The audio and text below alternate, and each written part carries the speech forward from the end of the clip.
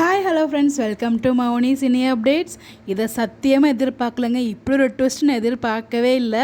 நான் வந்து ஆறுமுகத்தை தான் வந்து போலீஸ் அரெஸ்ட் பண்ணிட்டு போயிடுவாங்க, அதுக்கப்புறம் பைரவி கழுத்தில் நம்ம சிவா தாலி கட்டுற மாதிரி இருக்குன்னு தான் எதிர்பார்த்தா. நான் சத்தியமாக இப்படி ஒரு ட்விஸ்ட்டை நான் எதிர்பார்க்கவே இல்லை. யாராவது எதிர்பார்த்துருந்தீங்கன்னா கமெண்ட் பண்ணுங்கள்.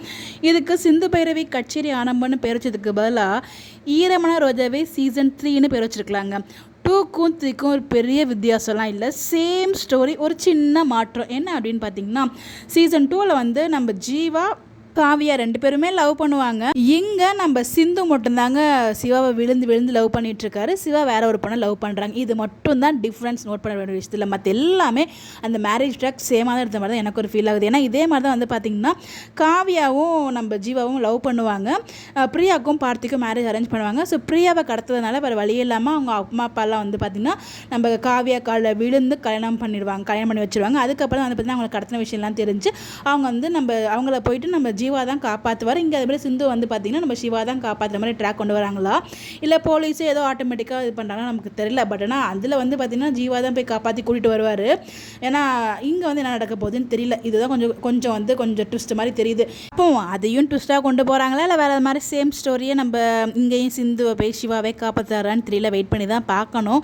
ஆனால் சொல்ல வேறு லெவலுங்க, போங்க.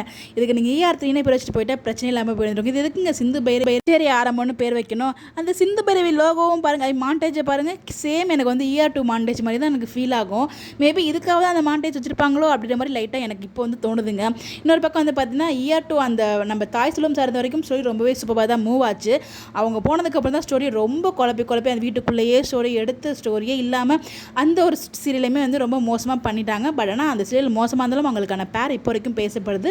அது வந்து சொல்லியே ஆகணும். டீமுக்கு ஒரு ஸ்மால் ரெக்வஸ்ட்டுங்க, மேரேஜ் ட்ராக்கை தான் ER2 மாதிரியே எடுத்தீங்க. பட் ஆனால் ஸ்டோரியை தயவுசெய்து அந்த மாதிரி கொண்டு போயிடாதீங்க. கொஞ்சம் நல்ல இன்ட்ரெஸ்டிங்காக கொண்டு போனால் நல்லாயிருக்கும் நான் ஃபீல் பண்ணுறேன். மேரேஜ் வந்து எப்படியோ நடந்து நின்றுருக்கும் அப்படின்னு நினச்சேன். பட் ஆனால் இப்படி ஒரு ட்விஸ்ட் எதிர்பார்க்கவே இல்லை. யாரெல்லாம் என்ன மாதிரியே வந்து வேற ஒன்று நினச்சிங்க, பட் இது நடந்ததுக்குன்னு சொல்லி ஃபீல் பண்ணுறீங்கன்னு சொல்லி மறக்காம கமெண்ட்டில் ஷேர் பண்ணுங்கள். இந்த மாதிரி எப்படி தெரிஞ்சுக்க நம்மளோட சேனலை ஃபாலோ பண்ணிக்கோங்க. Bye bye.